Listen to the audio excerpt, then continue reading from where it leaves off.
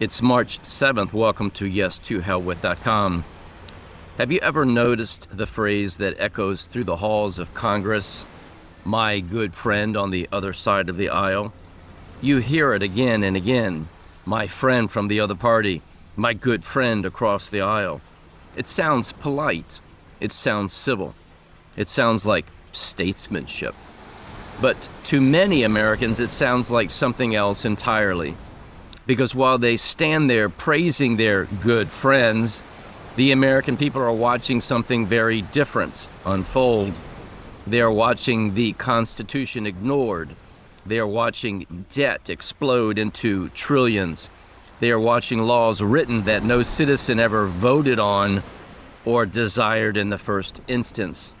They are watching agencies rule where legislatures once debated. They are watching a republic slowly replaced by administrative management. And through it all, the language remains the same. My good friend on the other side. Isn't that curious? Because the oath these men and women take is not to their friends. It's not to their party. It's not to the machinery of Washington.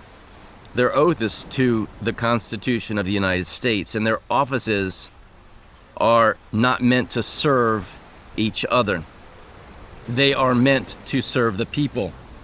Yet what Americans increasingly see is something different. Deals made behind closed doors. Compromise is not about principle, but about power. Negotiations not about liberty, but about management.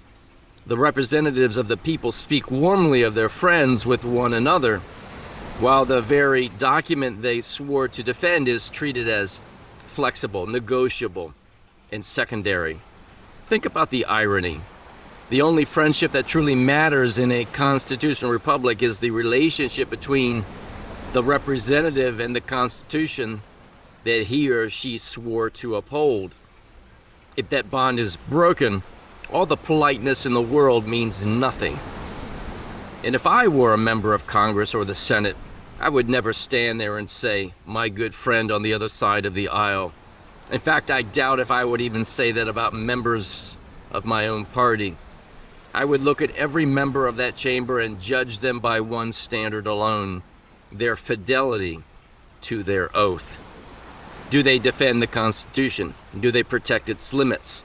Do they honor the structure of freedom as it was written and to be preserved?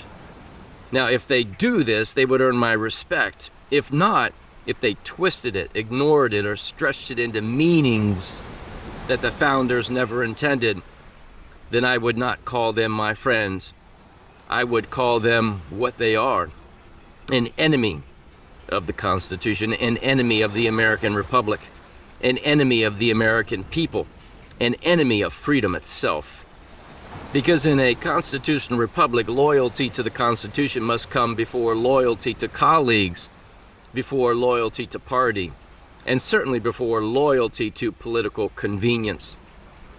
So when Americans hear that phrase, "my good friend on the other side of the aisle," many no longer hear civility.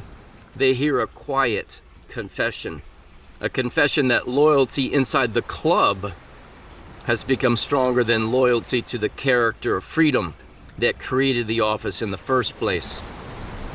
But the American people did not send them to Washington to make friends. They sent them there to defend the Constitution and to preserve the freedom of the American people. And if those who hold office forget that, then it's time for the people to remind them, because in America, the Constitution is not negotiable, and no friendship in Washington should ever come at the expense of freedom. And as always, may truth reign supreme.